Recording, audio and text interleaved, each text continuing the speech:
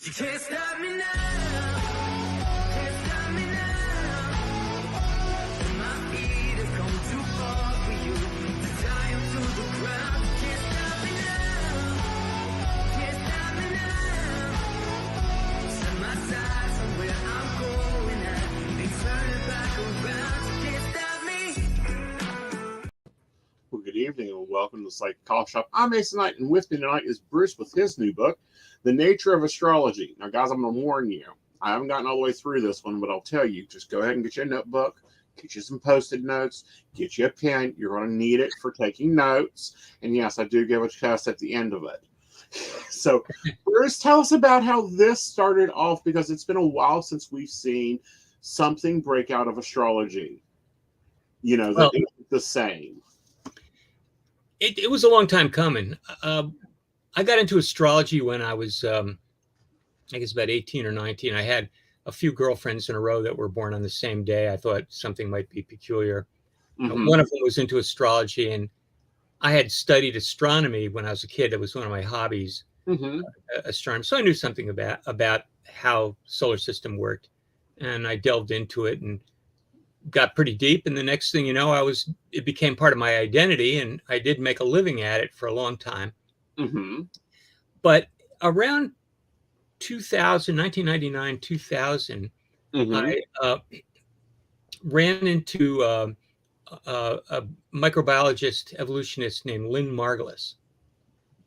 She's not all that well known, but she's one of the great scientists of our era. Her first husband was Carl Sagan, so she's kind of operated on that level. But she teamed up with James Lovelock, and they promoted the Gaia hypothesis, which you may know something about. Right. Certainly you've heard about it, right?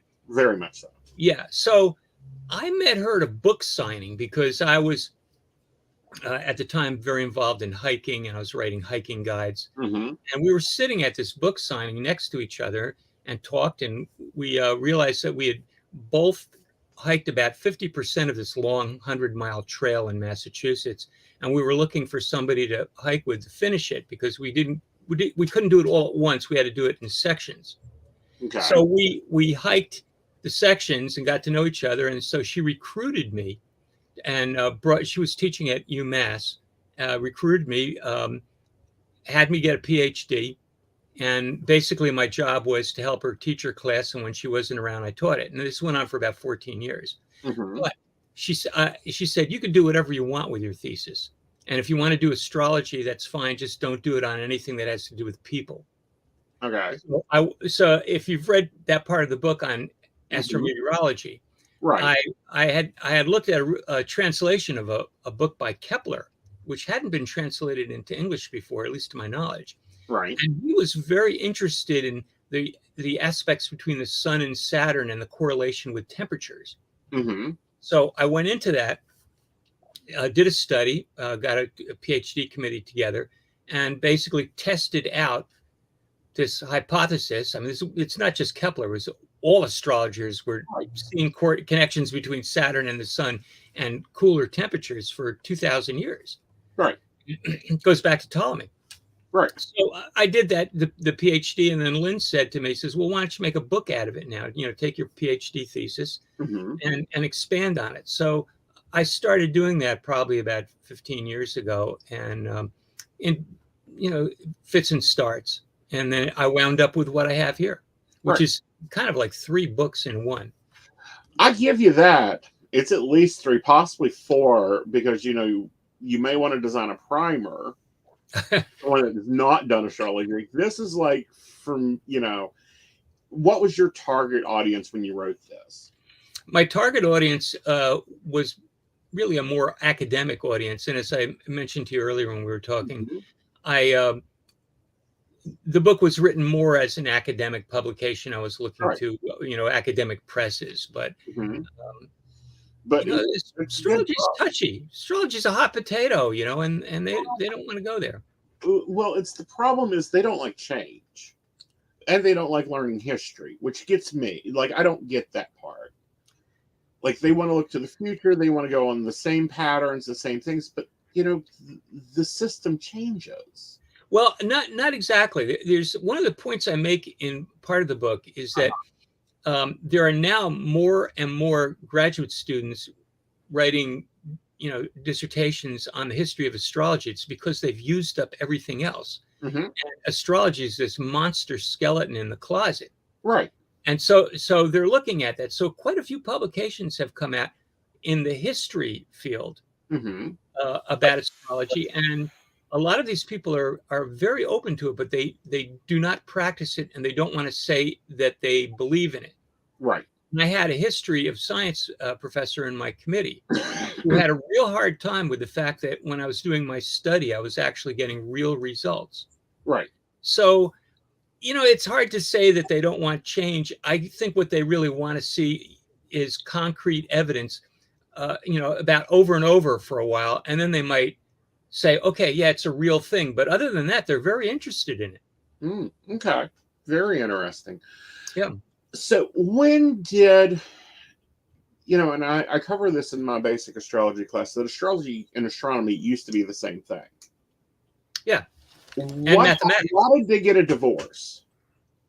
Well, they were, you go back to Hellenistic times, and Plato used the term astronomy, and Aristotle used astrology, and they, like you say, they overlapped. Right. And mathematics was part of the program. And so in Rome, the astrologers are known as the mathematici, mathematicians. And they just traveled together for a long time, all the way through the Middle Ages. And when you got to the Renaissance, you began to see the split, and the split accelerated for a large number of reasons, which I document in the book. But astronomy got instruments. The instrumentation in science is a huge deal. Right. So when they got telescopes, they were able to do things that, open up huge new vistas on what the universe was about. And so astronomy moved into this direction of just studying the stars as they are. Although that was very clearly stated by Ptolemy 2,000 years ago. Right. And then the astrologers had a hard time because they couldn't really get with the scientific revolution, because you can't attach units to astrological subjects. Right. You can't take a person and assign units to that person. Right. Except maybe in terms of vital statistics, blood pressure and temperature and whatnot, but you can't do that with personality.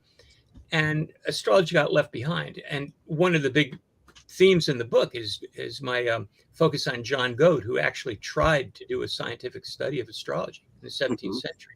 He's a contemporary of Newton. Right. Couldn't do it. Right. And I think it's because of the way that he was trying to prove his evidence. Am I right? Well, he had no units. Yeah. He couldn't do reductionist science without units. It becomes it just becomes a correlation. That's all he was able to do, is a correlation. Right. So how do you think? And no statistics. That was the other thing, is you could do a correlation today, and you can test it statistically, but there were no statistics then. No, there wasn't even enough people to get a test subject panel together to do from a statistical point of view. Yeah, that came in after about another 100 years. Yeah. So how do planets actually affect the Earth? I've always said it's on a gravitational level. What's your view on it? Well, it could be, there are 4 known forces today. Gravity and electromagnetism seem to be the best candidates. And I outline that in one of the chapters in the book. Gravity's a possibility if you consider that when systems are at a tipping point, at a balance point, all you need is one straw and it's going to break the camel's back. So you don't need a lot of gravity to change things if the circumstances are in that at a fragile state. So you could say gravity might work there. The other idea is electromagnetism. There's all sorts of signals embedded in the Earth's magnetic field. It's impinged by the sun's magnetic field. Planets actually have magnetic fields as well, some much stronger than others. But there is evidence that life can sense some of this. Right. Certainly, life can sense magnetism, and it shows up in bacteria. Right. You know, one of the most common bacteria on Earth are these magnetotactic bacteria that they biomineralize this little chain of magnetite, and they can read the Earth's magnetic field. But birds have magnetite in their skulls, and probably people, where there are other ways of doing it. Mm-hmm. The last thing I read about this was that there's kind of a use of quantum entanglement that goes on in the bird's eyes. And I have a brief description of it there in the book, and I can't describe it perfectly right now. That's I fine. would need to refer to the article, but there are these possible explanations for how astrology works on a very physical level. Mm-hmm. One of the things I make clear in the book, though, is that it may be more than that, Okay. but we're in no position to go there. We're not there. We're not there on the scientific level of it. Yeah, I mean, it's easy to say that there's some kind of synchronicity, or Mm-hmm. the universe is a hologram or something like that. It's easy to say. It it's not temporarily solves the problem of how astrology works. Right. It doesn't prove it. It doesn't show it how it affects. Right. Now, on a larger scale, looking at this, you know, we now have much more powerful telescopes. We have much more larger view of the Milky Way and other cosmologies. The classic astrology focuses on the 10 planets. How do you think that the externally affect the, you know, like the black hole that blew up, that, you know, the planet that blew up into a black hole and that was released in February? Do you think we still get magnetic field or gravitational field from that, or do you think it's too far away? Well, you know, stuff eventually reaches the Earth system. Right. You know, the solar system, eventually it does. Mm-hmm. You have neutrinos coming in, you have cosmic rays. Mm-hmm. All this stuff is, you know, the space is not that empty. Right. It's Also, very busy. Signals are going on all over the place. Mm-hmm. You know, my argument in general is that there's so much going on around us that life has evolved in a temporal environment as much as it has evolved in a physical environment. I would agree. It has evolved on that level, and it has really expanded. Do you think that astrology in itself will expand? Yeah, I think that right now astrology is between a rock and a hard place. Okay. First of all, it's almost entirely identified with practice. Right. And so nobody has any time to do the research or the development of theories. Mm-hmm. There are a lot of people that are looking at history. Astrology has its history together a lot better than it used to be. And Mm-hmm. that's to its credit. Right. But there's no time for the kind of information that could help clarify what astrology is. And there's also a lack of institutional support. Right. So that nobody can really do that. So you have to, if you want to make a living out of astrology, you have to hustle. Mm-hmm. You have to promote yourself, and you have to do it. Right. People do it well. And, you know, Kepler complained about it constantly. He couldn't stand that job. Really?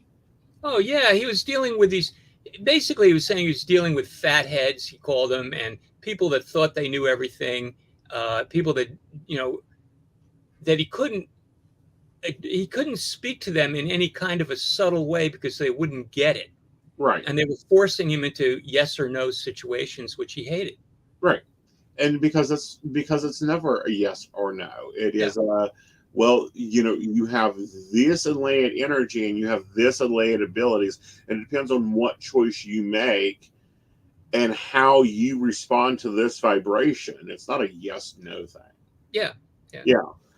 What do you think Kepler would think of that his name is now one of the leading his name is being used as one of the leading softwares for astrology? Well, he never hated astrology. He was just kind of disgusted with astrologers. Mm-hmm. And he just thought that they were wasting a lot of people's time. Mm-hmm. You know, he might be interested in it. I mean, you know, he did work with techniques. He worked with secondary progressions. He Mhm. worked with, primary directions, Right. transits. He would be impressed with it. But Kepler ultimately was a mathematician and was interested in producing ephemerides. Okay. And, the if the ephemerides at the time, Sorry. ephemeris is the Yeah. singular, were so bad that people like Tycho Brahe had to build these enormous instruments to measure the planets. Mhm. And then Kepler inherited all his paperwork, all his data. Right. And he did kind of a trial and error thing, and over several years figured out the orbits of the planets. And with that information, he was then able to make what are called the Rudolphine tablets, which were the best ephemerides of the time in the 17th century. Right. So I think that, answering it's a good question, but, Kepler, if he was around today, he would probably just go for the astronomy and say, okay, astrology's come along too, but he would Right. be very interested in modern physics. And that's what Well, I think. so. How do you He's think a Capricorn. this is going to apply to it? Say that? How do you think the developments we're getting out of quantum is going to apply to astrology? I don't know. As I mentioned before, there appears to be some systems in organisms that utilize some of the strange properties of the quantum level, Mm-hmm. quantum realm. It may turn out to be important, but at this point, we don't really know. I think it may actually give us the the linking data that has been missing to keep scientists happy. Like, Could be. why this is why this does this type. Yeah. And then in astrology, you have things that are leftovers, like the power of fortune. That's a big thing in a lot of the astrology practices I deal with. Your book, I believe, covers those leftover tidbits of history that are still there, because this used to be serious work. I mean, countries employed it. Nancy Reagan wasn't the only one that hired an astrologer to run the country. Yeah. Yeah. Yeah. Well, it was a very big deal in ancient times, and astrologers were the scientists, and they had patrons. Mm-hmm. They had support, and Right. they advanced, mathematics and astronomy and astrology. Trigonometry was basically driven by the needs of astrologers. Right. And once it was done in about the 17th century, there really wasn't anything else to do. And I think a lot of the more mathematically inclined astronomers went more into astronomy at that point. I think so too. Because I also think that, we're going to be more than the horoscope papers. Hopefully. Hopefully. I think that, because we're doing a lot, I don't know, I still do a lot of pattern recognition when looking at astrological events and the things that are going on with humans. And, really like, okay, where's this headed? What's it doing with? That type of thing. And I don't know, I'm still delving in. I've been studying astrology for 30 years and haven't covered half the amount of information out there. Yeah. It's endless. It is. But I think computer programs have helped the industry a lot, because there's no more sitting down and drawing out your 12 houses and, figuring out through the ephemeral pages. It's like, give me a minute, let me throw this up. Yeah, you don't have to do the trigonometry. Right. Do you think that's lost some of it, though? There were a lot of things about astrology that are built off of the actual astronomy and the coordinate systems, Mm-hmm.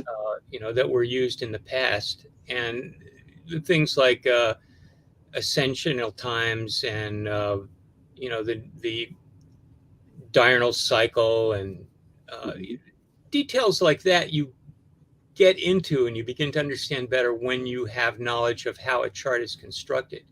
Right. On the other hand, when you have a computer, you can try out all these techniques. Mm-hmm. You can try out things that would take you hours to set up.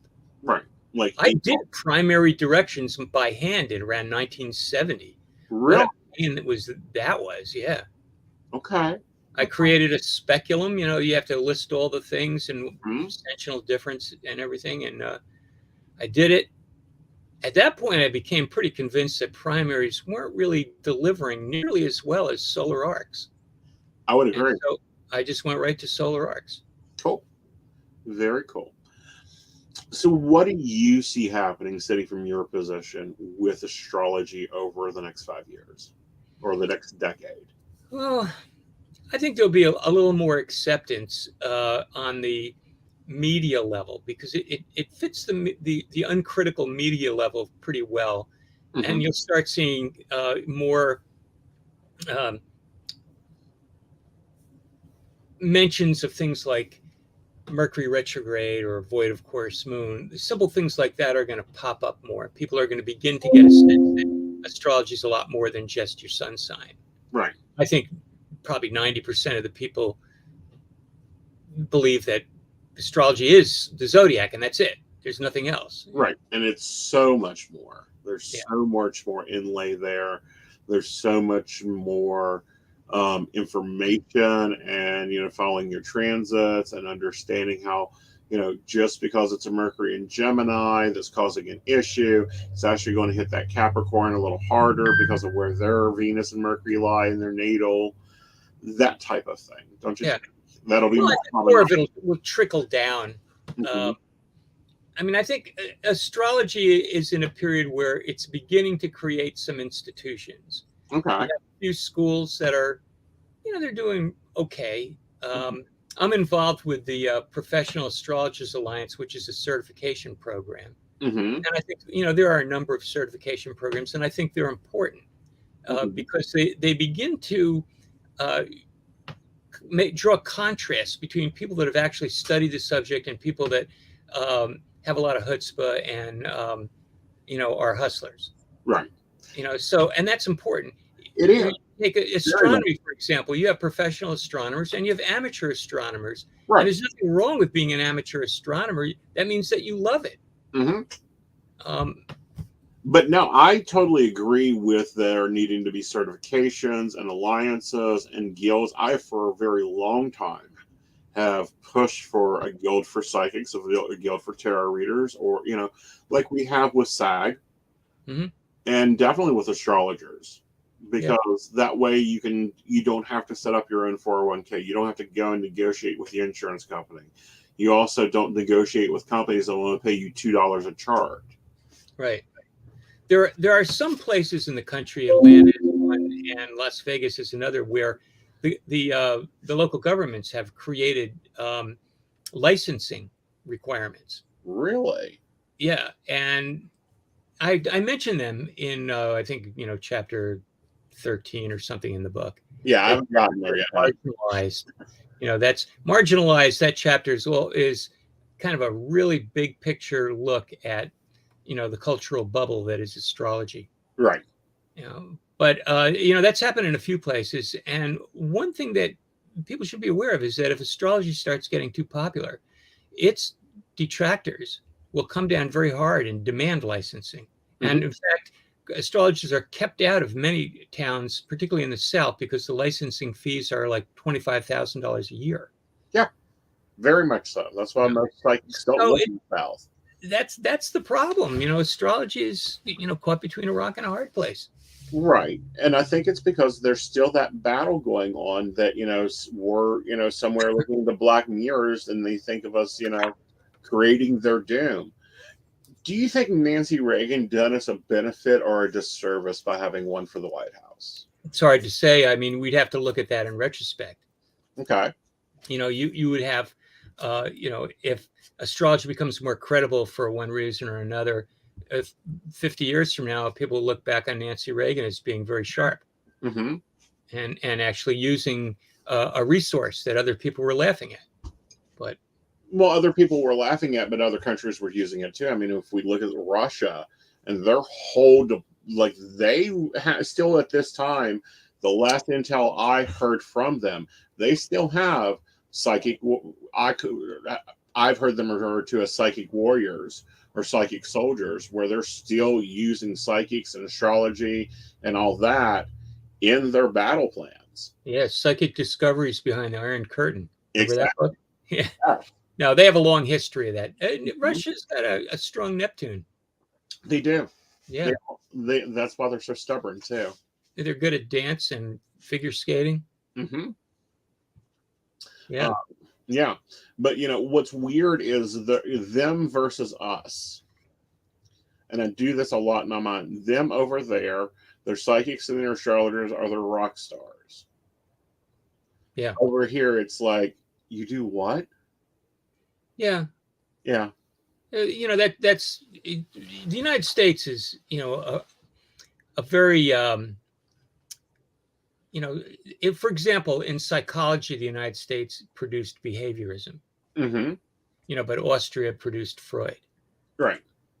So there's certain qualities about the United States, that you can see affecting subject matter, Mm-hmm. where it's very conservative and very materialistic and very hard edged. Right, but you can also see that from their chart. Yeah. The United States has Sun square Saturn. Mm-hmm. Very, very conservative, very, very hard on itself, very, very destructive. Yeah. Yeah. So it can be interesting. Well, let's take a break, and when we come back, we'll also talk about the other books, because this ain't your only one out, nor is this the only one you've ever published. Oh. Okay. Okay. Awesome.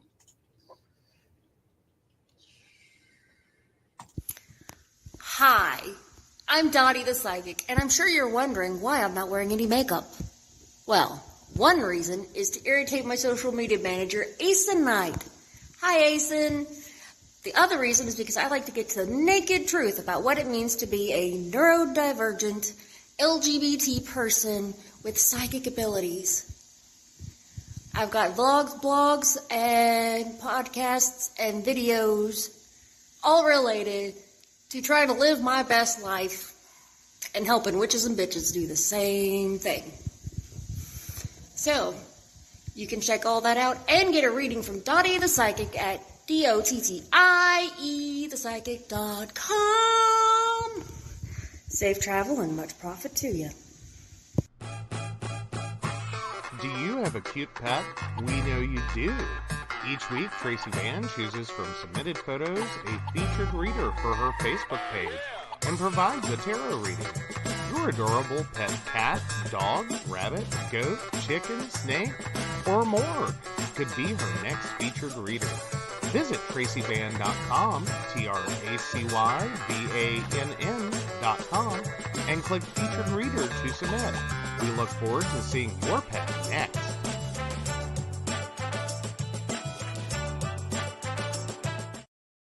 Hey everybody, Lady Gwendolyn here, and I am here to tell you how to get in contact with me and a little bit about what I do.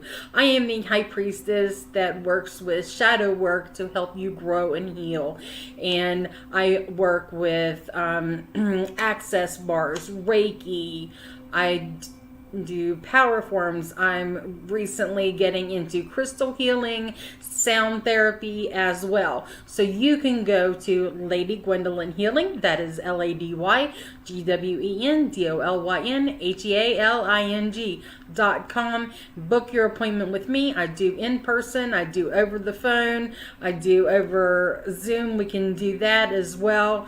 My main goal is to help you grow and heal, because I've been there, I'm still going through it, and I let my strength help guide you. See you soon. Hey everybody, Natalie here from The Pendulum's Path. If you are in need of guidance, direction, spiritual connection, healing, or more, you have come to the right place. I have worked as a psychic and a medium for over 3 years, connecting people from all over the world with their loved ones, giving them insight and guidance into their current situations, their past healings, their blockages, and what they need to know in order for them to have a better future. It would be my absolute honor if you would come to my website at www.thependulumspath.com. Visit my shop. I have a whole bunch of crystals, oils, balms, mystery boxes, and more. And visit my services. I offer 15-minute, 30-minute, and 60-minute sessions. I also have email readings available if you're not comfortable with the one-on-one session with me, or if you just want to try me out. I encourage you to come visit me at the Pendulum's Path, and let's get you back on the right track today. All right, so your book is up to pre-order. We are dropping the link for Amazon for you to hop on that pre-order list and get it in there so I can get shipped right to you. Now, this isn't your first astrology book. You've written a lot of them, but you have another one for the beginner. Because I really think this is more like, for me, academic. You have I have a few astrology books. I have one called The Circuitry of the Self that came out in 2000. And I have a few pages on it, which is a proposed hypothesis for how astrology works and how it relates to developmental stages in children. Really?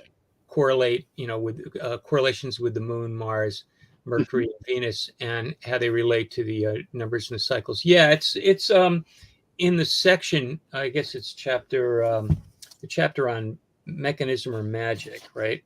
Right. Yeah, so it'd be chapter 12. And I have, probably 4 or 5 pages on that. At the end, it's the very end. Right. But I have a whole book on that subject, and it still sells a little. Yeah. I self-published that one. Right. Then you also have the Mayan astrology style. Yeah, I have several. I have like 4 books on Mayan astrology, or Mesoamerican, I like to call it, because there are so many overlaps. I mean, we're talking about the difference between the Greeks and the Romans, different names, but more or less the same, pantheon of. Right. And then I have an introductory book that's gone through a number of different iterations, but the present version is called What Astrology Is and How to Use It. And that's published by the Wessex Astrologer. And that's a straight ahead introduction to astrology, good for somebody that doesn't know that much about it. Shows you things that you can do at home, ways that you can build your own interpretation. And it also has like a resource guide, shows you where you can learn more about it. Right. So with that, and I really recommend his books, but get the basic one and then go for this one. Okay, because you can get the basic one today. It'll be in your hands within a few minutes, and you can get through it by the time this one comes in. But if you have a college background, particularly in the sciences or the social sciences, no problem with the nature of astrology. No, it isn't. It's no problem. Or if you studied astrology, it really isn't a big thing. It's just that way you can already be primed up. I like how you tone your voice in your books. I really do. It's a very inquisitive tone for me. It's not like this drabble textbook of textbooks of tech. It's like a odd. It's really interesting to read. The philosophy is great to look into. So Pluto's still a planet. What are we going to do with the 5 asteroids floating around? Yeah, well, the designation of an astronomical body, that's a business for astronomers. I mean, what it is. I mean, Pluto, it's probably a dwarf planet is probably a good name for Pluto, because it's it's strong enough to pull itself into a sphere, but it hasn't cleared out its neighborhood. Right. What's happening is Neptune is clearing out the neighborhood, and may take another billion years. Okay. But it certainly seems to have a very strong effect, and so does Eris. I've always been interested in new bodies. When Chiron was discovered, I was one of the first to get an ephemeris and began to study that. These points work, and they raise a lot of issues about how astrology works. Right.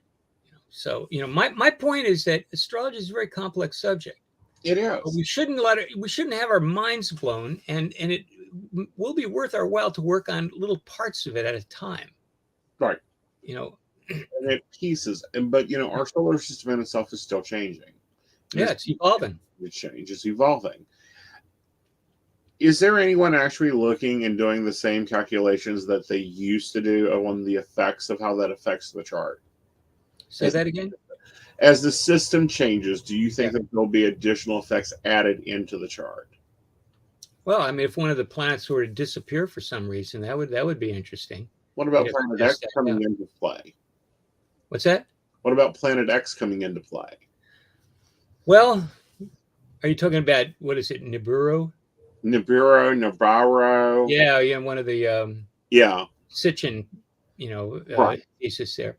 I don't know. There's people that think that there's a dwarf, red dwarf that orbits, that is actually a companion to the sun and has an orbit of like 100,000, a million years or something. Right. And it's so small you can't see it until it gets close.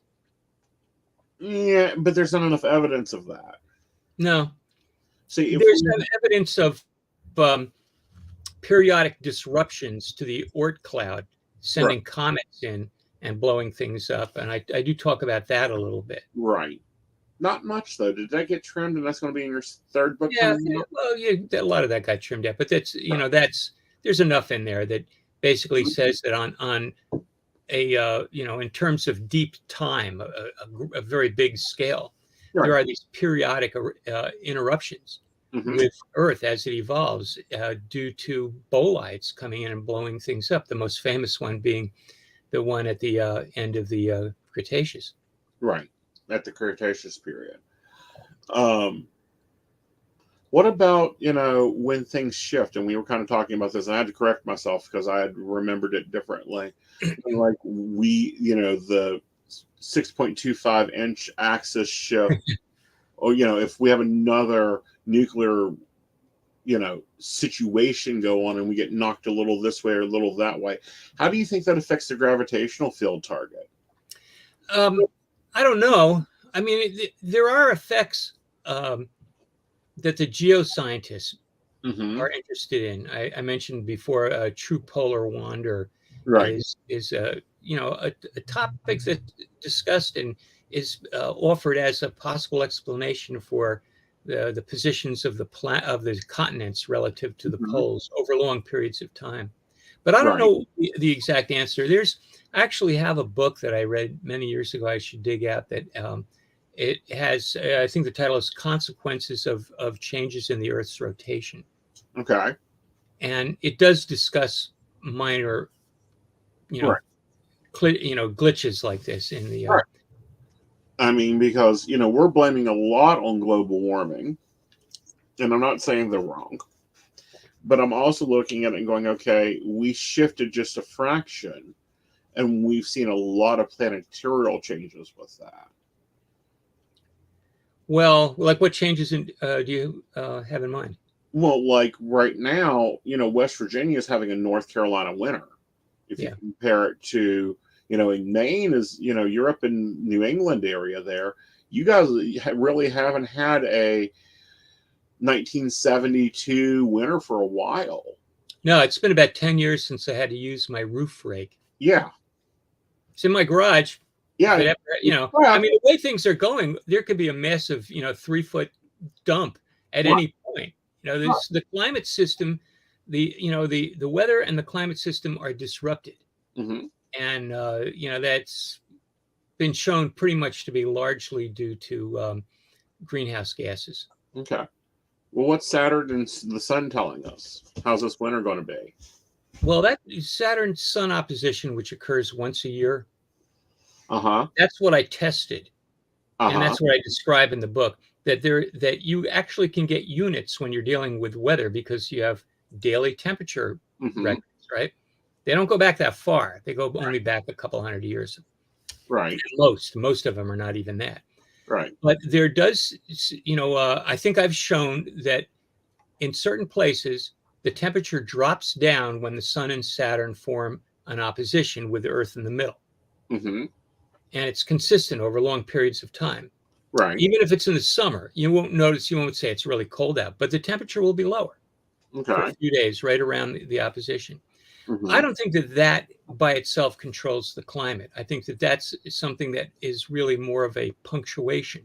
Right. And that when you're talking about climate, you're moving to a much larger scale, which I talk about in the book. Mm-hmm. I talk about things like the Milankovitch cycles. They're all orbital cycles. Okay. And so what you have are these variations, very slow variations in the shape of the Earth's orbit, variations in the tilt. The tilt moves from like 21.5 to 23.5 or Mm-hmm.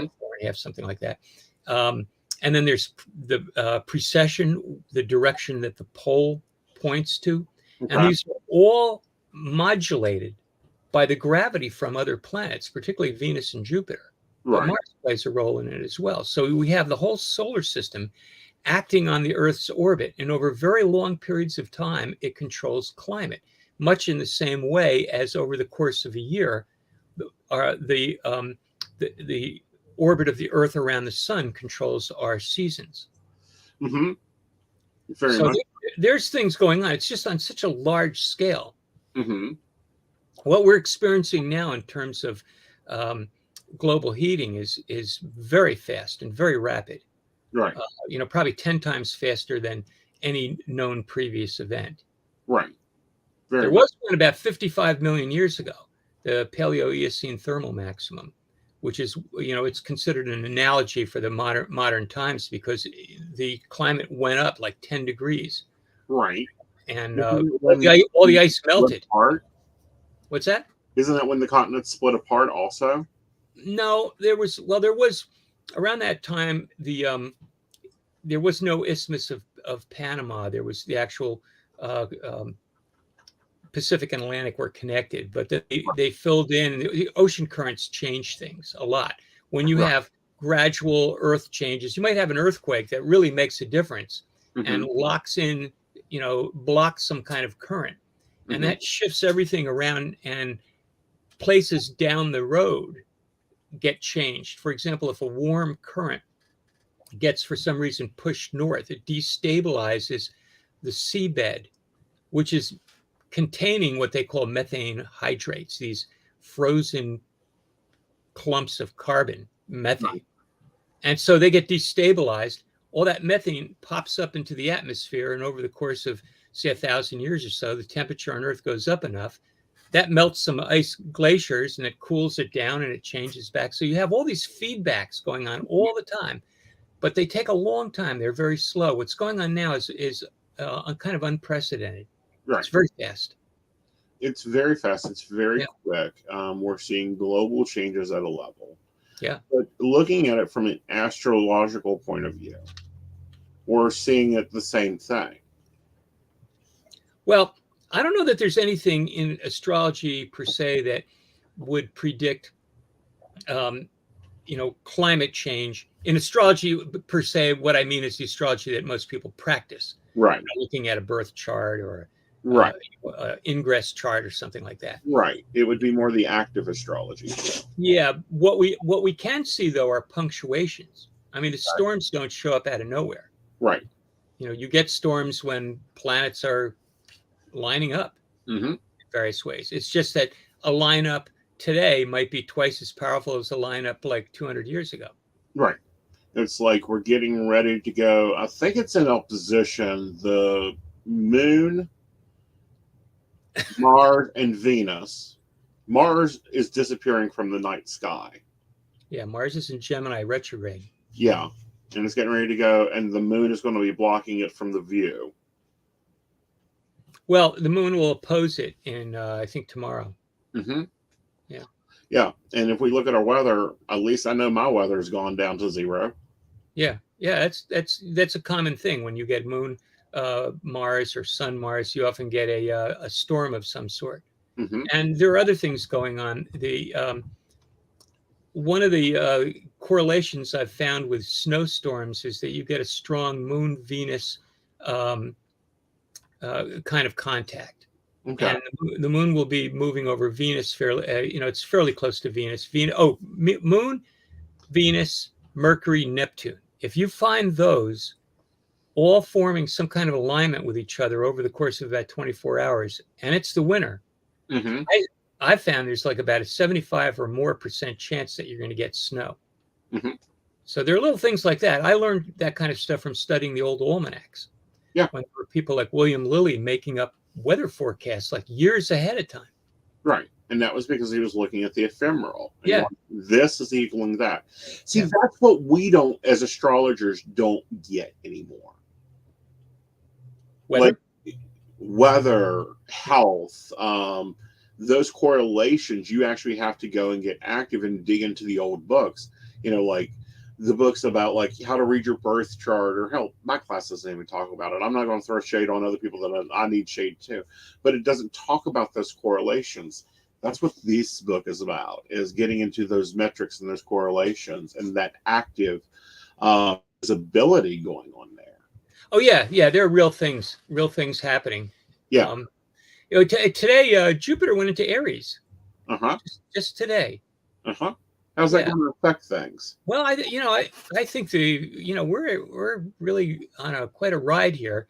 I think it's been going on for a few days, and it'll go into probably mid-January. But there's so much stuff going on, and if you look at the news, I mean, with politics and all over the world, really. I think we're heading into probably a potentially dangerous period. I would agree. I mean, and Jupiter is not necessarily a great planet. Jupiter in Aries is a a hothead that's full of himself. Right. A lot of people have Jupiter in Aries, but suppose you have, Sun conjunct Jupiter in Aries, and it's opposed by Pluto or something like that, or square to Pluto. That's a problem person. That can be difficult. If they channel it right, I mean, this is a lot of work for an astrologer to explain how to channel that, because it's so impulsive. And it's so definingly, you have to work really hard. Yeah. I have a son that has Jupiter in Aries. He's ready to, go off, any moment. And he's very affected by politics. And, what it really is, it's more than just politics. Like, Jupiter is justice. It's kind of the legal side of things. And I talked to him the other day, and I said, "Did you watch the World Cup?" And he says, "No, I'm not going to watch anything that's coming out of Qatar. I don't like the way they treated the people that worked there." Okay. But that's Jupiter in Aries. Did you chuckle yourself when you saw that the January 6th committee was releasing their stuff? I believe it was today or yesterday. Yesterday, yeah. Well, it's right on time, more or less. Yeah. I don't know, when I see stuff like that occurring with living astrology, I just kind of giggle like, duh. Oh, it's gone right along. The U.S. is getting the second time it'll get its Pluto return. The first time it got its Pluto return was February 24th this year. And you know what happened then? Russia invaded Ukraine. So now we have a war with Russia going on.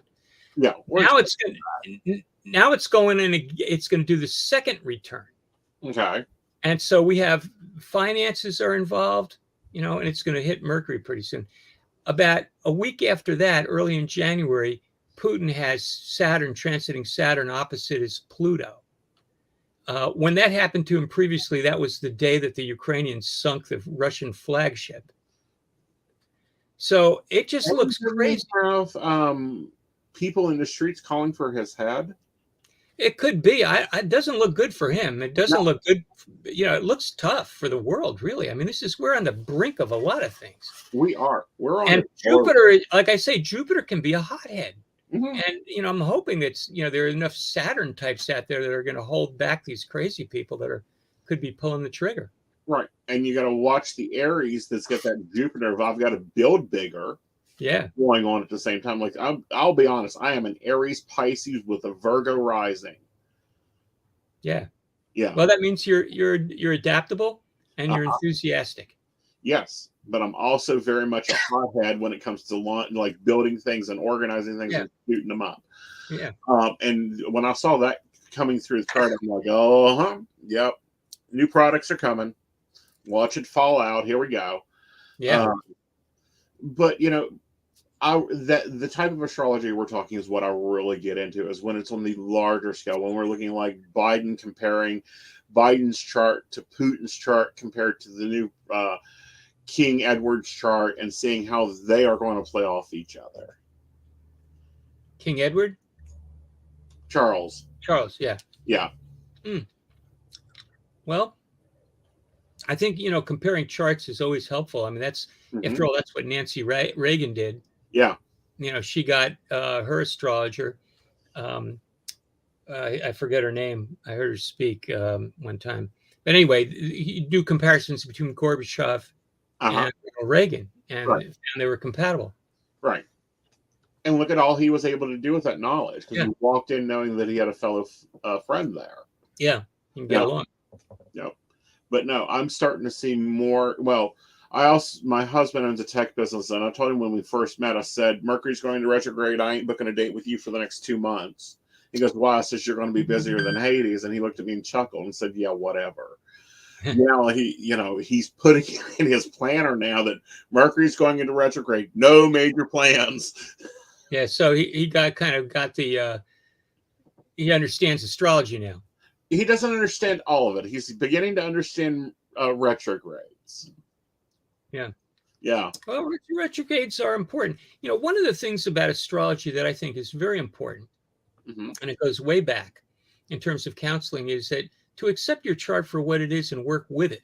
And, I had a long career being counseling, consulting astrologer, and there were so many people I worked with that they couldn't do that. They wanted to use me as a tool to help them get more of something, or at best to understand somebody else. Right. But the idea that you look at your chart and you see it as a roadmap for yourself that you can actually improve on, it goes way back to the Stoics. And a lot of the early astrologers were Stoics. And the Stoics, saw people as being largely fated. Right. And which is true. I mean, by birth, or by virtue of our birth, our genetics, our birth, our family, and so on. I mean, these are very strong controlling features. But the Stoics would, the Stoic astrologers would say that, your birth chart is a key to your destiny. Right. And by understanding it, you follow your destiny. And so you're not fighting anything. And they would use one of the Stoics, Chrysippus, used this analogy of a cylinder, that it could roll down a hill. And, on the other hand, if you have a block that's like a, square cube, it's not going to roll, so these are two very different things. And, if you want to follow your, if you want to have a positive life experience, you need to roll like a cylinder. You need to move with your chart rather than to resist it. Right. And that's basically, I think, the most important message that an astrologer could give to a client. Self-knowledge and how to make it better. Well, not only that, but how to use it to your benefit. Well, that too, but I'm a little careful about that. Well, like the Mercury in retrograde in your natal chart, you don't get affected by Mercury in retrograde so often. So you can actually use that a little bit to your benefit. But I see what you mean. Yeah, absolutely. Yeah. Mercury retrograde could be a plus. Yeah. I mean, I know people that are editors and reviewers with Mercury retrograde. That's a good application for it. Right. Retrogrades are very strong. Retrogrades occur when that planet is closest to Earth. Really? Yeah. So, the energy of the planet is a little more potent than usual, and that's maybe why it's hard to handle. It becomes a hot potato. Right. That's interesting. I hadn't heard it that way. I've always heard it's because it's tracing that same energetical line repetitively. It's kind of like graining it in on you harder. Well, it does, certainly in terms of, mundane astrology, like current events, Mars, retrograding back and forth, retrograding, then going forward in Gemini is like really putting a lot of pressure on Gemini. And we have, Trump's like got his sun in Gemini. United States is kind of loaded with a few planets there. Yeah. And it's problematical. Yeah. Have you looked at anything in the past 10 years that just shocked you in astrology? Well, I'm surprised at a lot of things. I found the planet Eris, dwarf planet Eris, to be very interesting. Really? Tell us about that, because that's not normally in a chart. Yeah, that was not that long ago. And so I started putting in the chart, and there was a I guess it was in 2016, Mm-hmm. there were some very strong correlations with Eris making an aspect to, where was it, to Pluto Okay.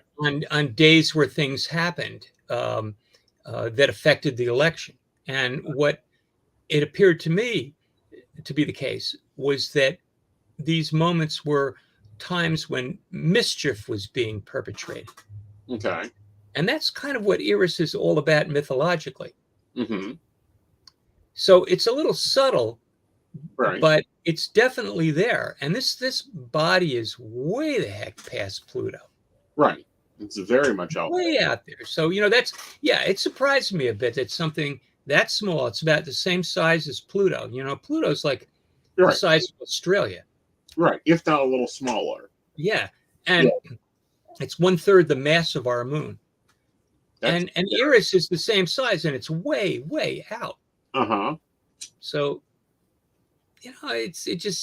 astrology is a can of worms when you begin to tackle how it works. That's why I'm saying better to look at pieces of it.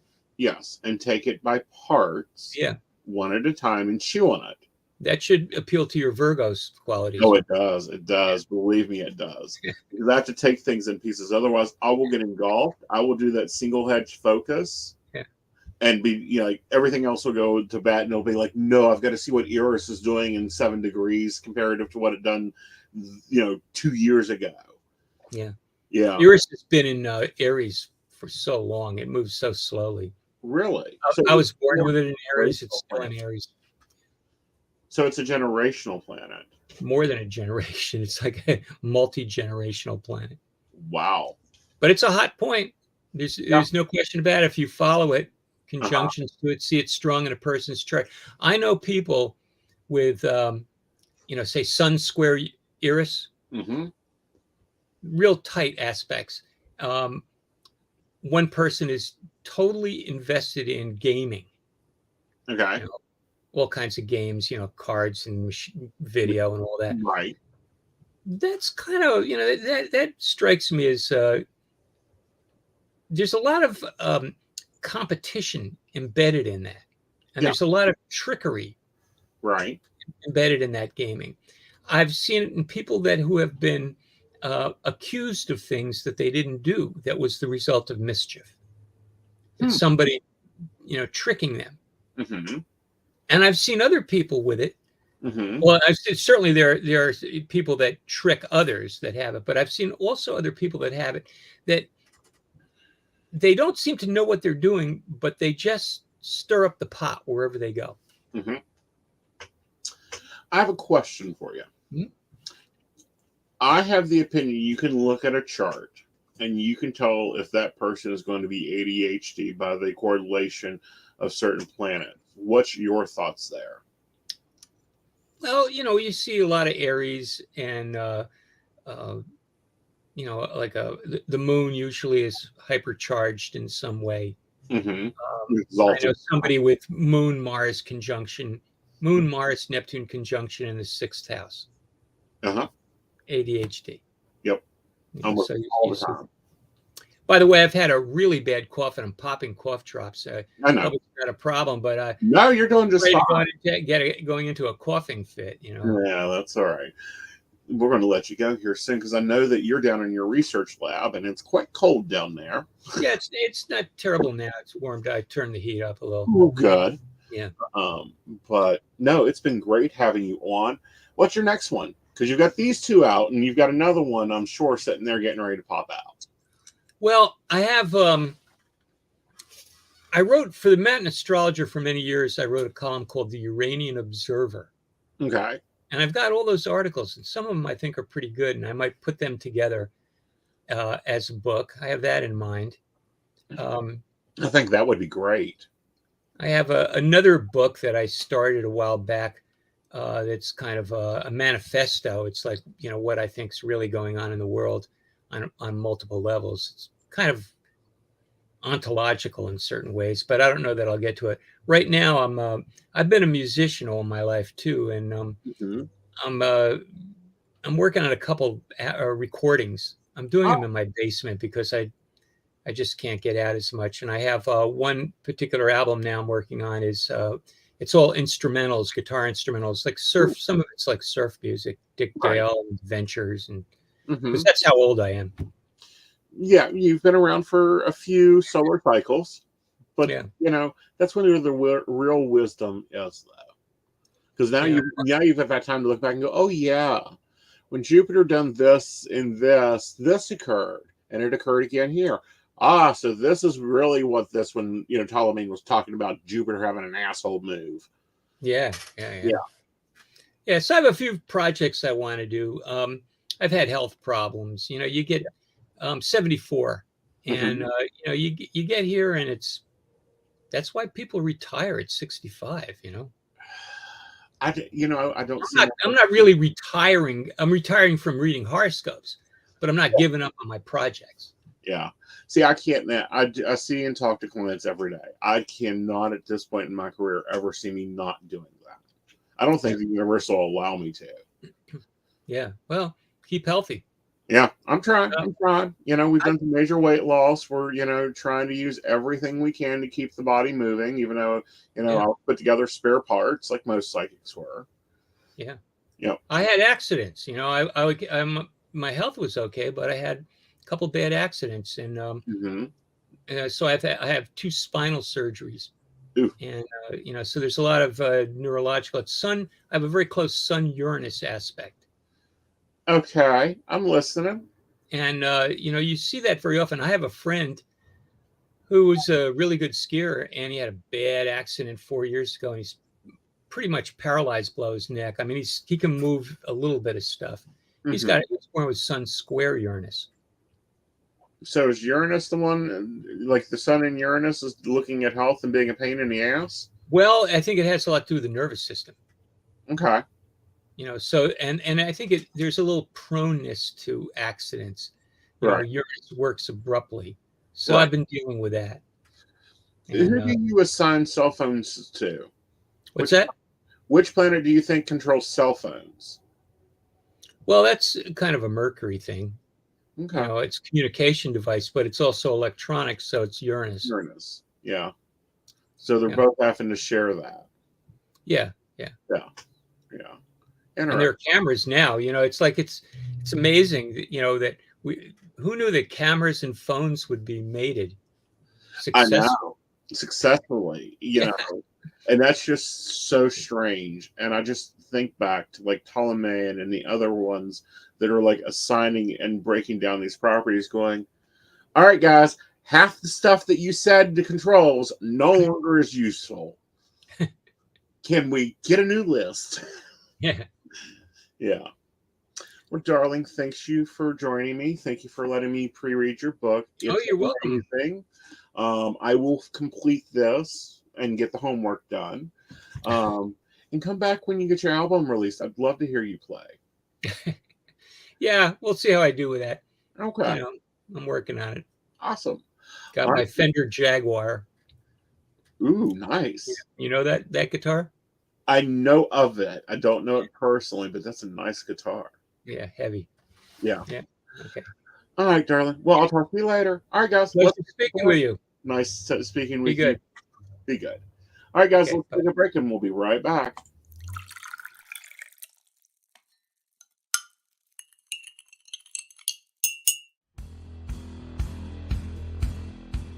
Welcome back, Goblins! My name is Jason, and I am the host of the Esoteric Book Club, a podcast that examines titles on the magical, paranormal, the mysterious, and the strange. I release 2 episodes a month, in which I review books on esoteric topics, recap news of the weird, and conduct interviews with authors, practitioners, and experiencers. The Esoteric Book Club can be found on every major podcast service, or can be streamed directly from esotericbookclub.org.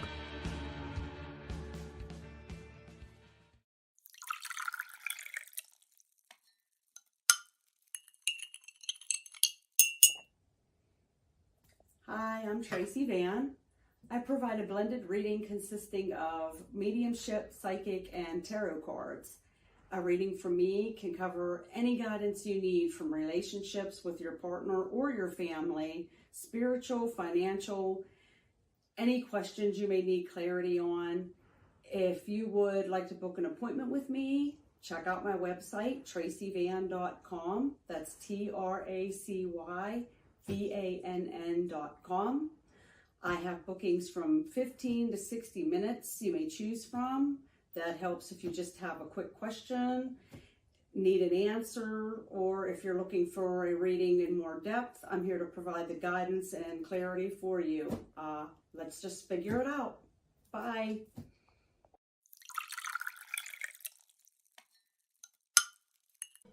Hi, Techie Joe here. I work with Aeson Knight and some of the best psychics in West Virginia to create amazing live streams and podcasts for the Psychic Coffee Shop Network.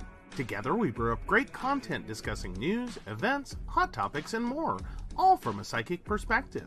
On the Psychic Coffee Shop, we interview amazing authors in the metaphysical realm. Coffee and Tea combines Aeson with Tracy, Dottie, Natalie, or Lady Gwendolyn for the good and the bad of being a psychic. Shameless Self-Promotion with Dottie the Psychic talks to leading and emerging YouTubers and business owners in our community. Mountain Bears brings you the latest in LGBT news and politics. The Psychic That Plans answers the question of, well, how a psychic plans. Plus, we're live on air. We take your comments and your questions, including psychic advice questions.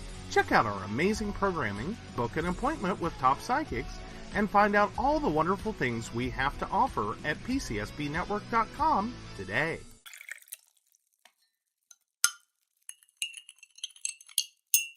Hi, I'm Aeson Knight. I provide tarot readings covering everything from love and relationships to your life questions and your most spiritual answers. And also, I provide a lot of guidance in finances and divorces and all those relationship problems. So, if you'd like to get a reading from me privately, not on air, you can feel free to do so by visiting aesonknight.com and booking your appointment. I also provide on-demand services, so if your life is a little chaotic, you can go ahead and click that call now button there on my site. Great for a quick answer question. All right, guys, back to the show. Enjoy.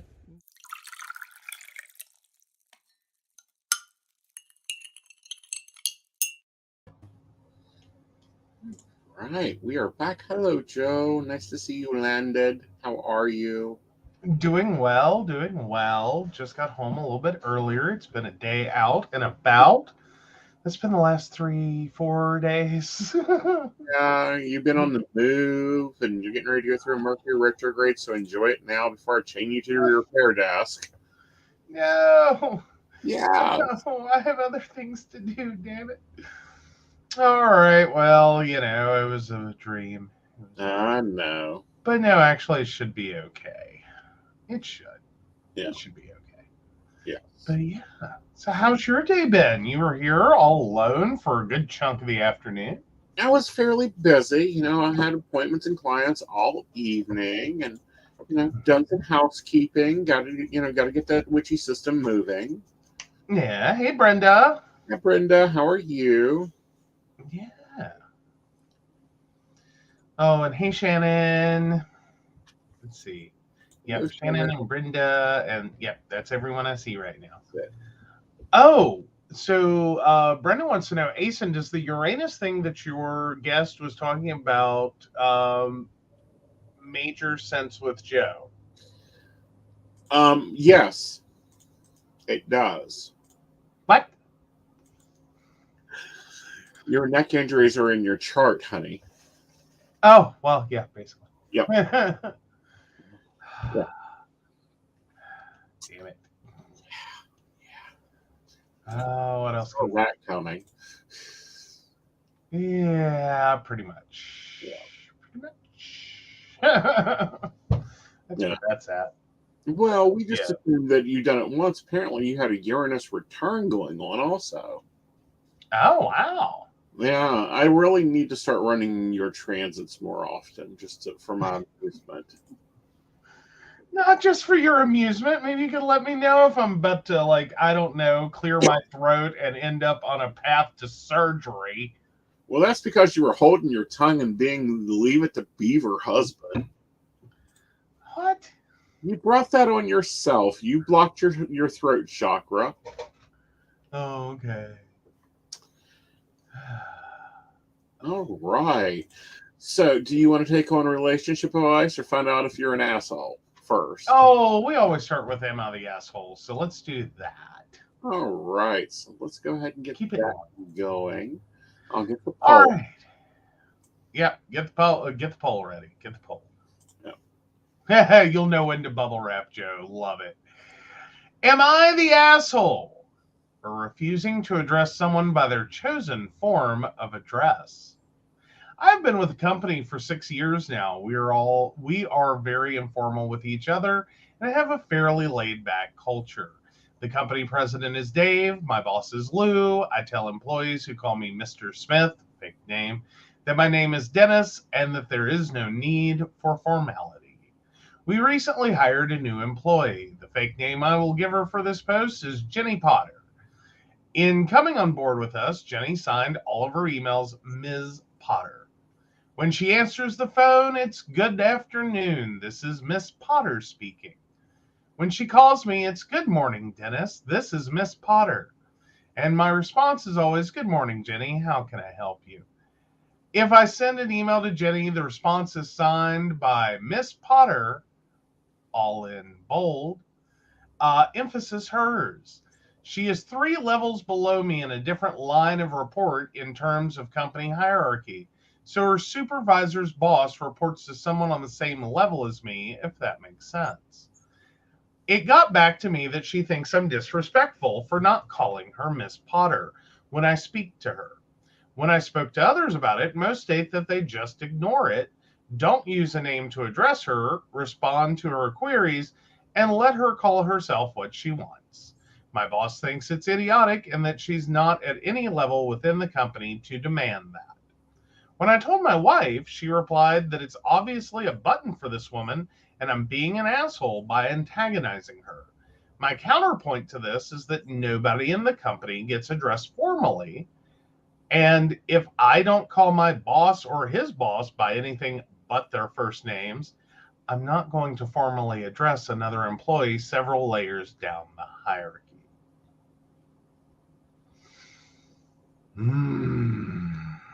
I want to hear your thoughts on this one first. I call bullshit. Okay, but which direction? Who's the asshole? Miss Potter is full of bullshit, and she's also stuck in a corporate old environment. She's seeing herself as being a friend. It kind of annoys me. I don't know. I keep going back and forth on this one going, I want to know if there's an age difference. Oh, I know there's an age difference. Like, I can tell that from the conversation. Well, I don't know. Yes, there is. Well, I'm trying to figure out if like the age difference goes the other way and that Miss Potter is older than OP. That, or if it's a cultural difference. Like, I had to recently address something because I've been working in multiple areas with some international team members. And I'm like, no, I'm Aeson. Mr. Knight is in the other room, and if you want to speak to him, that's fine, but he'll have no clue what to do with that. Yeah, basically. I don't know. See, I could almost get this and follow it if it were working the other way and that Miss Potter was referring to everyone. You know, Mr. Smith, Mr. Jones, Mr. blah, blah, blah. And, you know, just being Jenny Potter. Right. I could get that. Right. Because I did that at the beginning of my career because that's how I was raised. Like, it took a few bosses going, please don't do that. Right. You know, please don't do that. So, okay. Yeah. You know. But I feel that this, I'll say it, I think she went through McLaughlin's class. Oh, fun. Yeah. Sorry, we're joking about one of my college professors that I actually dearly love. She was Yes. amazing. Yes. But she was kind of a very formal professor. Mm-hmm. But yeah, but she doesn't have any problems like Mm-hmm. 2-3 levels up the food chain calling, just going, "Good morning, Dennis. This is Miss Potter." Right. Why? Yeah. Like and I mean, it's not like I haven't worked in the South where you learn things like, you like all these other people are just their first name, and then you have this one person Right. or two or three that it's Right. like, that's Miss Jenny. Right. It's a Miss and first name, or a Ms. and first name, or a Mrs. and first name. Right. Not a last name. Which again, I Okay. would kind of get Now it I'm if that's starting to just. see the difference. Hmm? Okay. I see what the divide is. Okay. So I go deeper into OP's thing here. Oh, okay. Okay. And apparently there's a racial difference. Oh. What? No. Okay. So what's the difference? She is African American. He is white. Okay. Well, I still don't get that Yeah. one. Okay. I see it. No, I get it. And the correction, and it depends on where if she's taking a formal tone because she thinks she has to from a cultural standpoint. Okay. Okay. I mean, yeah, Miss and first name is a sign of respect. Like, it's a big Southern thing. Well, it's a big Southern thing, but it's a big cultural thing there. Well, yeah, but it's usually not a last name. No, yes, it is for a man to a woman. Oh, it wasn't for me in the South. It was always like, like Miss Doris, who was and I remember this many years ago, because please keep in mind, I graduated in 2005, and the woman who cleaned our building was Miss Doris. I met her within a week of working there, and she was like my best friend when I was in college while working in that office. Right. Because she had a key to that office and I didn't. Yeah. And she took pity on me and she let me in every morning. So I will never forget Miss Doris. And Miss Doris was Miss Doris, and that's all there was to it. Right. Like, that's who Miss Doris was. That's how everyone knew Miss Doris. Right. I got that one. Yeah. Two different things, Joe. She's taking the formal tone. The reason she's taking the formal tone is she's trying to imprint that she's trying to keep a wall up going, no, we are not friends. It's Miss So Jenny is, one of her friends talking to her. Right. And Miss Potter or Ms. Potter. Right. Is I'm at work. This is my work name. Right. This is who I am at work. Yes.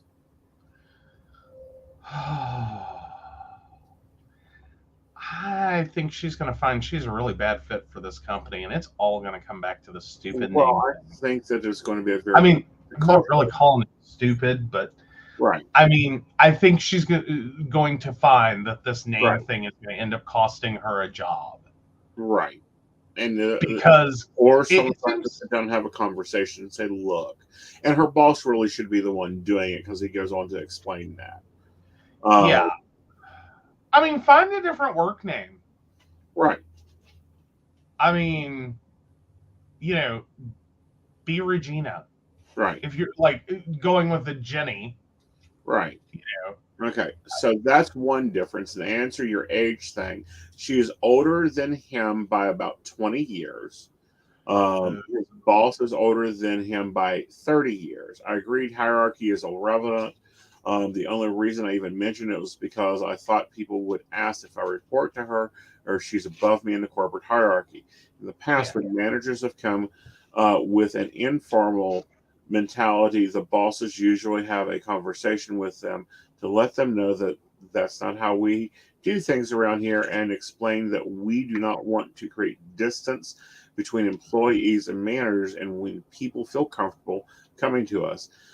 Must have gotten on board, and therefore hasn't, and those that hadn't didn't last. We never make a clerical non-supervisory employee address us with formal titles. Yeah. Yeah, there's a double cultural thing going on here. Like, I will say, I don't think I've ever had a boss that I had to refer to like formally. Yeah. Like, because I'm literally running hierarchy. Right. And the closest I got to that. Right. And I think that one was deserved. Right.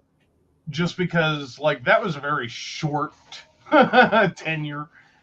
Was a committee I was on for, like, the chancellor. Right. At UNCG. So, she was Chancellor Sullivan. Right.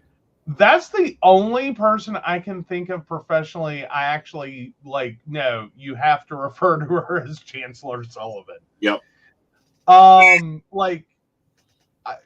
Like my bosses giggled.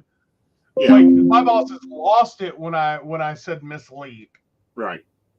Like, she just looked at me and died. Right. And was like, oh my God, I feel like my mother. Mm-hmm. Because she was like 5 years older than me at most. And I was like 18.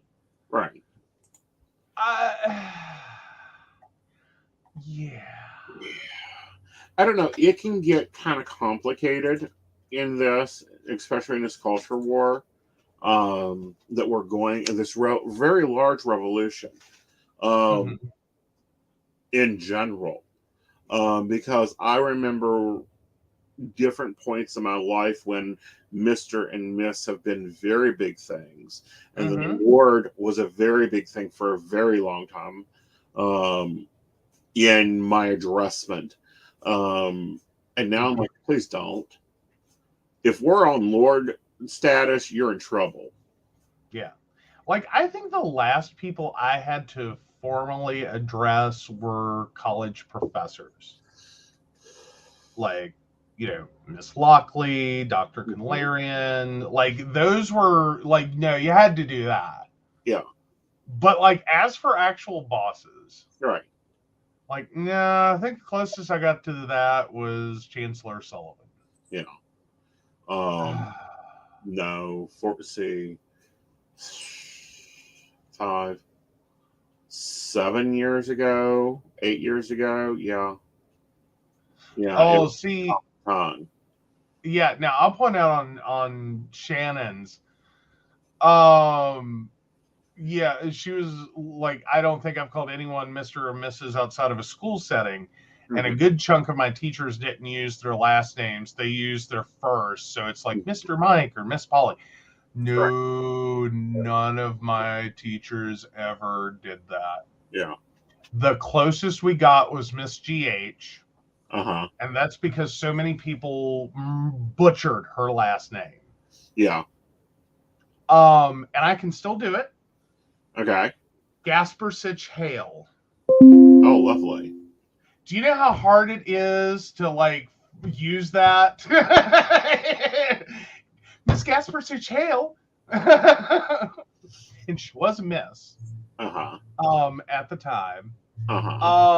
But no, it was, yeah. Yeah. Oh, that was a name that required like Miss GH. Right. Like, I don't know. I think my teachers would have been mortified if we had ever been like Miss Anita.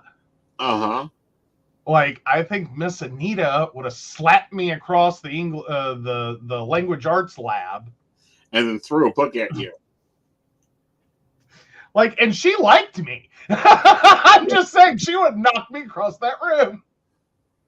Like, it would have been bad. I think even email, because a lot of my doctorate program, it was email based.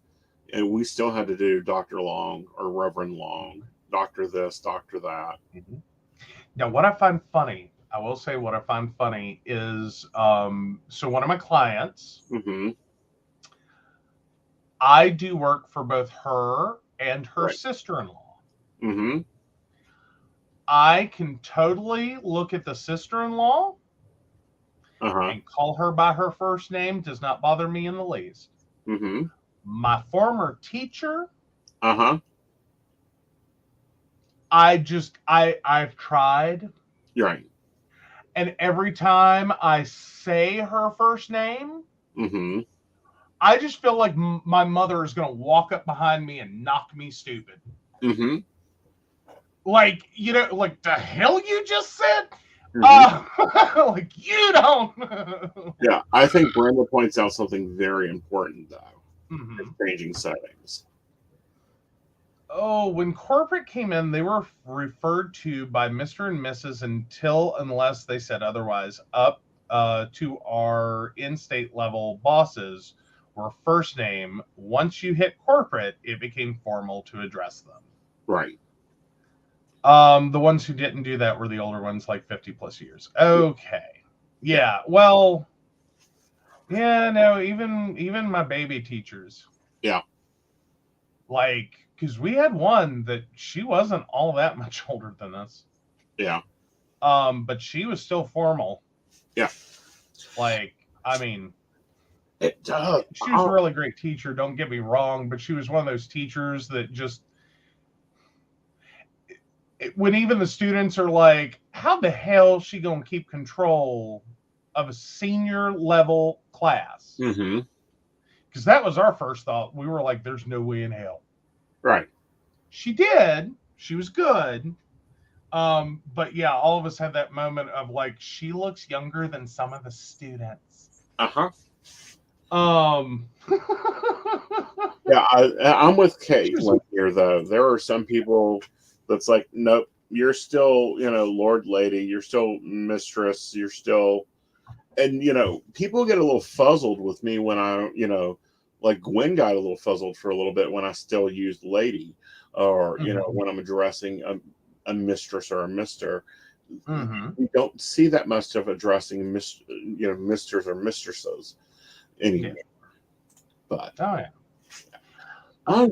no, I'm still there, Caitlin. I'm totally still there. Like, that's going to be the first name that comes to my mind. Mm-hmm. By the way, the poll is going to stay up while we cover relationship advice. So let's go for it. All right. Let me flip that window, and we'll be right there with that. Mm-hmm. All right. My husband thinks his work is more important than mine, and I resent him for it. English is not my first language, so sorry in advance. For context, my 33 female husband, 35 male, told me at the beginning of the pandemic, while we were both working from home and with our daughter, 5, not going to school, that we should focus in taking care of his job and not mine, because he earns more than I do. This caused an argument, and while he apologized and even talked with his therapist about that, lately I've been feeling that in reality he still feels that my job is less important than his. To give some examples, we still both work from home, but due to the nature of my work, I have to go to the office at least twice a month. And when I go and he has to stay home with our girl after she returns from school, he will just start a video chat with me and give her the phone because he is busy, and apparently going to the actual office means I'm not. On another time, I let him know that I'm go grab some drinks with my coworkers after finishing a big project that involved people for headquarters visiting. I work for a multinational company. I offered to talk to one of my sisters or an nanny to come to the house and keep my daughter company, but he refused. So instead, he again called me at least 10 times and gave my crying daughter the phone so I could entertain her because he was so busy and I wasn't working. That night, I asked him to not do that again, and he told me that he would not make a promise because his work is important. I just feel that I also work hard, contribute to house expenses, and even do the primary care for my daughter, and that he just does not respect me or my job enough. Am I exaggerating? Nope. I don't think you're exaggerating. I think you have to take this out of his hands and hire you a babysitter when you're at the office. Oh, yeah. I'm with Brenda. I'd just turn my phone off at that point. Or silence his number. Well, yeah. Because you don't turn on, you shouldn't turn off your phone, but you should silence it. Yeah. Yeah. I mean, well, but moreover, I think I would learn the lesson that you unfortunately have a partner who feels he is babysitting. And I put that in air quotes if you're listening to the podcast. Sure. Babysitting his child, which, cringe. Right. And so you basically have to find your child a babysitter because he doesn't even take that with an ounce of responsibility. Right. So no, I think I would get very good at turning off my phone or muting him in some way, silencing him. Right. Two, if you've got to do a work event of any kind, I would find alternative childcare for your daughter. I'd also probably make sure that his money pays for it. Yes. Take it out of his bank account. Yeah. Because I'm petty. Yep. And I don't think it is very much to ask. Right. To juggle that parenting. Right. Which is what it should be. Right. Instead of, having a partner that is an unwilling babysitter. Right. And I think that it's terrible that he's an unwilling babysitter. Yeah. Yeah. No, I'm like, that is one of those sentences that I hear people say, like, well, I left them, I left dad babysitting, and it's like, they're not babysitting. Right. Like, did you miss the point where you spread your legs and seed was ejaculated into you? Right. And the two of you created a child. Right. And you're both on a birth certificate. He is not babysitting. Right. He is doing shared responsible, parenting for the being you both created. Right. Like, how hard is this to follow? Right. Like, why would you ever? And I think it lets a lot of guys off the hook for being shitty parents. Right. Because, I mean, it's one thing to be a shitty babysitter than to be a shitty dad. Right. Like, shitty babysitter is like Uncle Steve, who, can't hold a job and has been finding himself, again, in air quotes, for 30 years. Exactly. That's a shitty babysitter. Right. Like, that's bad life choice. Shouldn't have made it. Exactly. It was a horrible emergency. Not, like, hi. Yeah. And it's ridiculous when it comes to relationships and this bullshit that goes on. And I do mean ridiculous. It occurs all the time. And I do mean all the time. And I've had to re-explain and explain this to some people, how we balance things in general. And I think it's a very important thing that before you have children. Yep. Uncle Steve may be better than this dad. Yeah, possibly. Maybe Uncle Steve will teach baby how to take a couple tokes and baby will calm down. Well, again, still better, I guess. I don't know. I'm like, what? But no, I think this is where grandma comes in. I see that she's commented that she's decided to get a babysitter 3 days a week for the child. The other 2 days a week, there is extramural activities the child goes through. That's wonderful. But no, I would have mama and aunt all set up because when these events come up and you just have it pre-planned that she's going to stay with grandma. And you don't need to tell useless dad what she's doing. Just take him out of the equation. Yeah. His work was too important. You didn't want to bother him with such trivial things. Mm-hmm. Right. Like, again, I would have a real problem. And that's just dealing with the immediate problem. Right. And then the other side of this is you need a piggy bank. You need a piggy bank to be saving up money. Because I promise you, one of these days, his ego is going to need money for something, and his job isn't going to provide it, and it's going to humiliate the living fuck out of him when you can just go, oh, that's no big deal, new roof, let me go get my checkbook and write a fucking check and go, there you go, I just paid for the roof.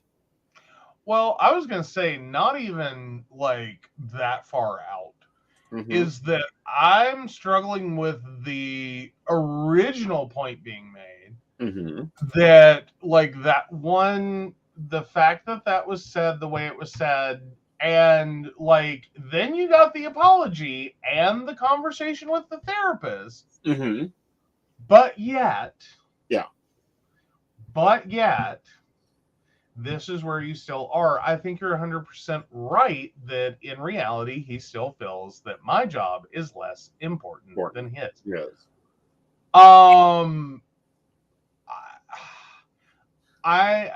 I don't think this is a deal breaker. Oh, I don't think it's a deal breaker. I think it's a just build up the spite breaker. Well, but see, here's my problem. I think they're going to have to do, like, this is when you just call for couples counseling. Well, they're already in couples counseling. That's the problem. Okay. One of the problems. Oh? How is couples counseling the problem? Well, because he already took this to his therapist and she got a side-out apology, and he's still doing the activity after 3 years now. Yeah, but that's what I'm saying is I think you have to go back to the counselor and be like, thought this was settled, not settled. Yeah. So we need to go back to square one and work through this again. Right. Because this is going to continue to be a bone of contention in their relationship, and it's only going to escalate. Yes.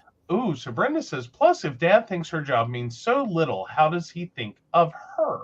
Exactly. She needs to put away money to take care of her and the kid in case dad decides he needs to find a better life. Exactly. Yeah, I don't know. See, I think you and Brenda are on the same page with this, is that he's going to up and leave because he doesn't think much of her. Right. Here's the weirdo point. I think he's just a narcissistic asshole. Right. And it's honestly, I don't think he's going to leave. I think he's exactly where he wants to be. Right. As long as he gets to treat her like less. Right. That her employment is less, her role in the house is less, her importance is less, everything is less when it comes to her. Right. That's my sneaky suspicion. Right. And I think therapy will fix that or find that. Right. And this is different. And I want to point that out in case our listeners get confused, because we've talked about my job is central. Like, my job, my work with my clients comes before almost everything. In many ways, yes. In many ways. And I tell anyone I date, I always tell them, my career comes first. You'll have to deal with the rest. Well, and conversely, same. Yeah. Basically what you got told is don't fuck with my work, don't fuck with my money. All right. Fuck with either one of those, and this won't last long. Yep. Because, Right. That's just one of those things for me is fuck with my clients or fuck with the way I do business. And it's not happening. Yeah. And then fuck with my money. Nope. That's mine. Right. Right. That's straight up mine. But, that is different than what this dude is doing. Yeah, no, he is literally going, so what if you're at work? It's just not that important. Just a job. Yeah, it's just a job. It's just your job. Mm-hmm. And it's like, and if it were just at the level of like, if you had to choose, Mm-hmm. I think both of them could agree that maybe that's a situation where with the higher income, Mm-hmm. like if in a horrible nightmare situation you had to choose, Mm-hmm. you would probably choose his Right. for the higher income. But yeah, but I'm wondering how much That's higher are we talking here? do what now? I'm wondering how much higher are we talking? I'm gonna go with it's pretty significant. I don't think it is. I think he may think it is, Yeah. but I don't personally do not think it is a significant one for him to be. I mean, if we're talking about a couple $1,000s, then no. But I don't even know that it's about the money. right. I think this is like the comparison of like she's an accounts representative or something Mm-hmm. For a business, Mm-hmm. and he's a doctor. Right. And it's like, well, my work's more important. Mhm. I'm a Right. and okay, to some degree, maybe you have a point about your work being important. Right. And that on some level, yeah, maybe it is more important to the grand social scheme of things than what she does for a living. Right. But that doesn't mean you get to totally deprioritize to the ends of the earth what she does. Uh-huh. Like Mm-hmm. I think there's a big land, like there's a big gap between those two. Right. And the part they point out here is mom guilt. Oh. Oh yeah. So Shannon says he probably still follows the idea that his society values him more as a provider than her as a worker, wife, and mother. Right. Yeah. Yeah. I also think maybe giving him his own taste of medicine would be helpful. Yeah. Yeah. And it doesn't have to be at his work. It could be while he's golfing with whoever. She's crying. Here you go. Here, honey. Here's daddy. Yeah. Yeah, I figure the phone would get cut off so fast. Mm-hmm. Very much so. Like, nope, not dealing with it. All right, guys. Well, we've reached the end of our show. We hope you've had an enjoyable evening. Tomorrow night, Run Typical Light will be doing a Yule broadcast. I will probably go live for Yule for a little bit and do some Yule wishing. Also around 6-ish, we'll see. It's not planned. See what happens, how my day is flowing. If not, I wish you a blessed Yule for those that celebrate. Happy Hanukkah to those that celebrate Hanukkah. And we will be back before Christmas because I am back Thursday night with Natalie McVickers. And that'll be fun. And then we got Mountain Bears. And then we'll be here Christmas with Psychic Plans, laying out the 23 Master Planner. I know, right? Yeah. I know. It's a lot of things coming to fruition. Hey, Jupiter's in Aries. The fun stuff goes on there.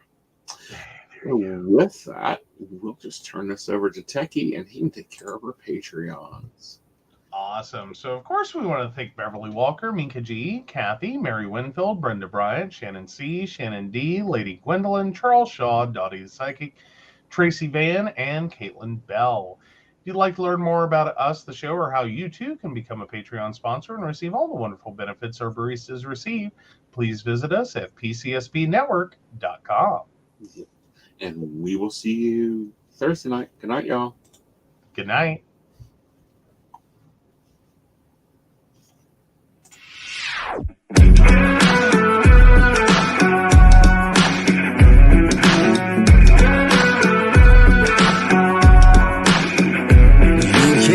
Tell me the deck is stacked. You can't whisper whisper behind my back.